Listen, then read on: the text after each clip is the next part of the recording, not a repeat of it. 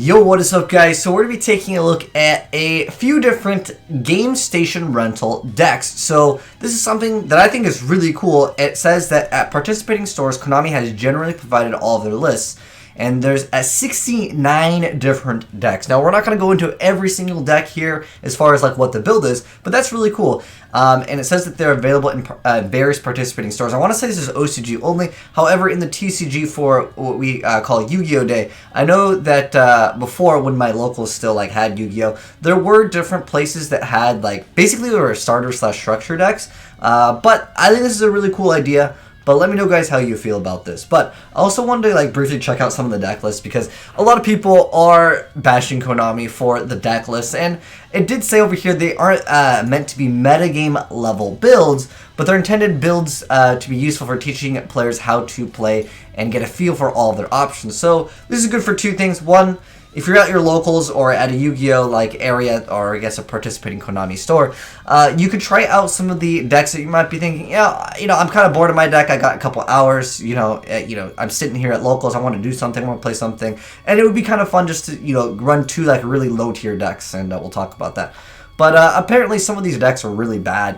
We're going to go ahead and jump into the Infernoid one, just to kind of check out the list over here, and we'll talk a little bit about them. But anyways, so first off, looking at the Infernoid one, I mean, it's got a decent amount of cards over here. And most importantly, okay, it has reasoning. I guess you could run Monster Gate too. There's also 1-for-1. There's Future Fusion, Soul Charge. One problem with this, though, and this is one of the ones that was mentioned, is that Grass is not here. Now, I'm aware in the TCG, unless these are, again, at both participating stores. If we go to the OCG here for Grass is at multiple in the OCG. Obviously, in the TCG, we can't run it at all. I don't know why they did not include at least one Grass. I think that obviously you'd want to play as many as possible because that's a card that's very important to Infernoids. It's basically like an auto win. Maybe they perhaps didn't want people to be like, oh, he activated Grass, he wins the game. But I think that you should allow the decks to become meta. And this is kind of a discussion video also because with the whole structure deck thing, like you have to buy 3 copies of it if you want to be competitive at all in the first place. I think structure deck, even if they costed like, let's say a little bit more of money, like let's say $15 or instead of the regular $10, you got all the cards pretty much required to play, or they give you additional cards. Let's say, the structure decks were maybe $20, but they would give you 3 copies of like terraforming in a deck that really needed terraforming. But I still think that they should be designed to be at least somewhat competitive. Like, there's no way anyone would build Infernoids without Grass. That's just a given, right? I just think that there are certain cards that really need to go in a deck. Like, for example, for playing Lightsworn, you probably need, Solar Recharge, Charge Light Brigade. Those shouldn't be like one-ofs in the structure/starter deck. Or even if someone's going to be renting a deck, you wouldn't want to rent a Lightsworn deck with like 1 Solar Recharge, 1 Charge. That's where I see people being upset. But I wanted to kind of check them out and look at what their builds were. Okay, so Ancient Gear definitely has potential, sometimes to sack someone. Level 5 Warrior, oh gosh, what is this? 1,000 Blades. Earth Arbinger's like, okay, I understand you're trying to make like a lot of different decks here, okay? But at the same time, no one is going to be playing this deck at like a competitive level. Like, at least with, Infernoids, you can kind of make something work. With Ancient Gear, kind of more, but just level 5 Warriors. What do you get for the extra deck?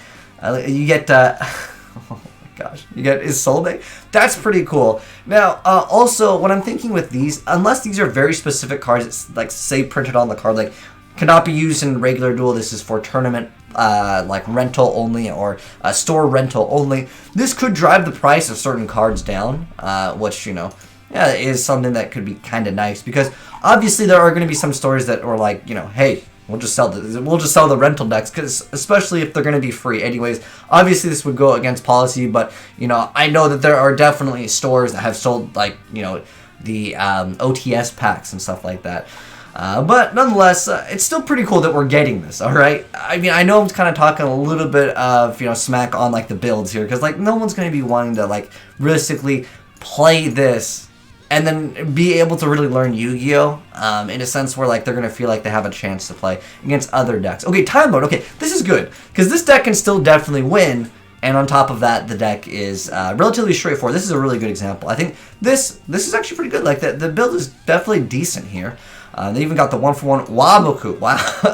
Ring of Destruction, Secret Blast, Ceasefire. Okay, so we got some kind of burn build over here. And they give you Gustav Max and the Superior Dora, Gengar Raida. That's really cool. I think that the Time Lord one is pretty decent.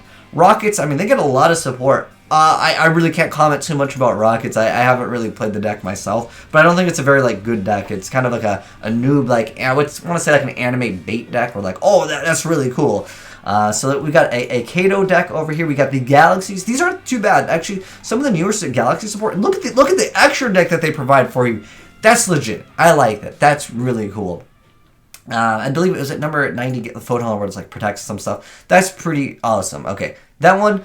I know it's not the most competitive, but this one at least has somewhat of a chance, unlike like the level 5 warrior deck, you know what I mean? But next up we have Lionheart. Let's go check out this. Oh, this is the Fairy Tale one. Okay, you got 3 copies of Hex. Oh, dude, they give you Black Luster Soldier. That's legit. So, okay, this is what I was talking about before when I was mentioning that, like, this deck definitely is one of those decks where it's all about the field spell. Like, you need Golden Castle. I don't see why they wouldn't give you 3 copies of Terraforming. Or, you know what I thought would have been a cool idea for this, and let me know, guys, what you think of this, is to actually give the player, let's say, 50 cards, and then they can remove 10 or just keep them all in there. That way, people can decide for themselves, and you can already start getting them in the mindset of deck building, and you know, you can side deck the cards. I think that would have been really cool. Well, good. Gosh, Chicken Game. 3 MST. MST is an outdated card. I think, even though it's a very straightforward card, I think Twin Twisters is pretty much just straight as forward, you know, or, you know, Galaxy Cyclones, or, you know, those kinds of cards. I think MST is pretty much an outdated spell and trap removal. I know it's simple inside like a classic card, but if you're trying to introduce people into the game, I don't know if in the anime, someone answer this in the comment section below. Do they even use MST anymore? I know it's a very iconic card, but at the same time, it's just not relevant to teach new players that are getting back into the game MST, because it's just not a card that people really use. Now, we've got great traps in here. I mean, look at this. It's got double judgment, double warning, and double strike. That's really good. We've got Cyber Dragon. This is cool. I think this is good because there's a lot of you know, anime fans and people just like Cyber Dragon in general. It's always very popular because it's machines plus it's dragons. But at the end of the day, this is still like a more. I'm not really a fan of Sway, but it's still at the end of the day, this is still like a viable deck. You know what I mean? Again, it's not like a level 5. We got the Clifford Genius too. Look at that extra deck. Did he even put a Yuya deck? Okay. Wait, I forgot. Oh, yeah, the Jiangxi Magician. I mean, this is still. I think this is more an anime fan. Oh, they have Demise King. I know that this is something kind of new, and it definitely supports rituals, and I think that's okay. Like I said, I don't want to go into every single deck, but I want to. Oh, they got a Dragoonity one, dude. We got to check out the Dragoonity one, and more importantly, how many Stardust Dragon does it have? Wow, terrible Dragoonity deck. It does not have 3 copies of Stardust Dragon. That's a joke for anyone that doesn't understand. Like, dude, Dragoonity players, they always just make Stardust Dragon. Always. But at the end of the day, I mean, it's some of the new Dragoonity stuff, but I think that they should have included a few generic rank 8s. They have Ducks, and then they have a Phalanx. Okay. I mean, they'll give you Red Darkest Metal Dragon and triple copies of Dragon Ravine, which is obviously important. But then there's like the one Terraforming. Again, like, Dragoonies is 100% a deck that needs to have multiple copies of their field spell, and in fact, I would just max out. Cool, they're giving you Desires as well. That's very interesting. Like I said, I believe it just said participating stores. I want to say this is only in the OCG, but dude, this could definitely drive the price of some cards down for sure, even in the OCG. Again, unless they're printed on the card, it says like tournament use only. We've got a GOUKI deck over here. All right, so I don't think this is okay. This is not even a Nightmare GOUKI deck, which is something I would have thought would have been much better. But then we got the Magical Beast. I think that's the one where you put these spell counters on. It's not too bad of a deck. Crawlers, I just think that it's cool that there is a flip effect archetype, but flip effect in general is not very good. And I think any newer player coming into the game, I think some of these should be removed because I personally think, and let me know what you guys think about this too, is that if you have one player set cards, and then you have the other guy special summon, the other guy's going to be like, dude, this deck sucks, I don't even want to touch it. At least that's how I feel. I know crawlers aren't like terrible. In fact, they actually are pretty decent sometimes. But again, flip effect mechanics are just outdated in the game. I think they even need to they need to buff flip effect monster. Give them some like really insane like support. least that's how I feel about them. Again, I just think people that are new to the game, if you told them to play crawlers, and that guy was playing Cyber Dragons, the other guy's going to be super disappointed that's playing crawlers. We have Speedroids for the Yugo. Okay, I haven't seen Speedroids in a long time. It's basically just like the Terratop engine. That's pretty much all we ever used it for. But then today we got some Crystal Wings. Okay, not too bad. Metaphys. Okay, and then we got the Element Sabers, Mech Knights, Paladin. These are all like pretty decent decks. Again, they have like different mechanics. I think they're okay. It's just with crawlers, they're just too slow. I think that one should be, and that like random level 5 warrior, unless it's from the anime. If it's from the anime, I can understand them keeping it because, you know, obviously people that watch the show might want to try it out. Destiny Heroes, even though they might not be the most competitive deck, do they even give you? No, they don't even give you the Mask Heroes. Let's see. No. They don't even give you that. But, dude, look at this one. We got Borlo Dragon in the Paladins. Again, this could drive the price of certain cards down for sure. Magnet Warrior. Okay, dude, I've gotten wrecked by this deck a few times. It's sometimes it's one of those, like, dude, any machine deck is always potentially that. Wait, more importantly, do they give you, they even give you, wait, Harpy's Feather Duster? That's legit. That is legit indeed. We got Altergeist, very viable deck, viable deck. Arc Parsha. Oh, okay, so that's a counter fairy one. That's okay. It definitely can show you how to use like counter fairies, but other than the counter fairies, not very good unless they open up like God tier. Oh, we got a regular hero deck. There's a Monarch deck. I think that's good. Hero deck. So they give you Stratos double. Wow, dude, we can't even have one. Obviously, this is definitely an OCG build. 3 copies of Call of the Haunted. 3 Mystical. Come on, man. You gotta add better cards like that. Do they give you Dark Law? Okay, they give you Dark Law. That's good. Exodia. That's pretty cool. What are they running in this? Card C. Yo, is that? That's not a new card. It's probably Card D. It's by translation. Or maybe accident. What is Card C? There's no... unless this is a new card.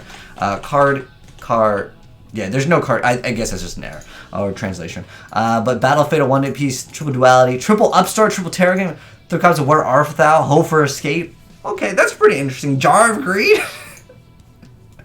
This is okay because it has the Warning Judgment and the Hope for Escape and 3 gift cards. Dude, this is like a decent little Exodia deck. That's cool. That'll definitely make people excited. You know, to play like one of their most iconic decks in Yu-Gi-Oh! Sacred Beast.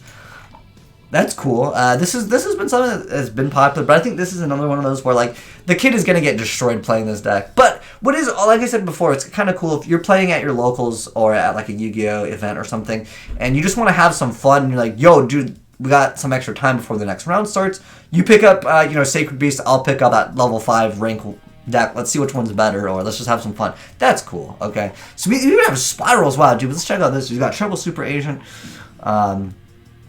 Grinder Golems. Oh, nice. I mean, some of these cards in this are actually quite competitive. Although it looks like we got no back row there on that. Magical Muskets. Oh, dude, this deck. I still think this deck is not that bad.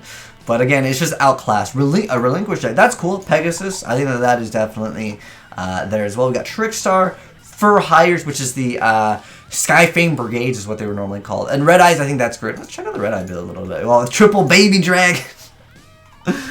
Oh, gosh. Wine Does? The Jack Atlas deck. Okay, you know, this isn't that bad. I mean, you're going to be able to summon those iconic cards from, of course, the anime. Blue Eyes White Dragon. Ooh, I'm not kind of curious on this one. Mausoleum of Wide Trade and Burst String of Destruction. Is this some card that, like, if you control Blue Eyes, you can destroy a monster? Okay, hold on. I gotta check this one out. I forgot that one. Burst Stream. Is it like if you control Blue Eyes, you can destroy all monsters your opponent controls, and like Blue Eyes White Dragon can't attack. I mean, at that point, like, why not just add Regeki? I understand that it's a Blue Eyes card, but no one in their right mind is going to be like, yeah, I'm gonna play this over like Regeki. No way.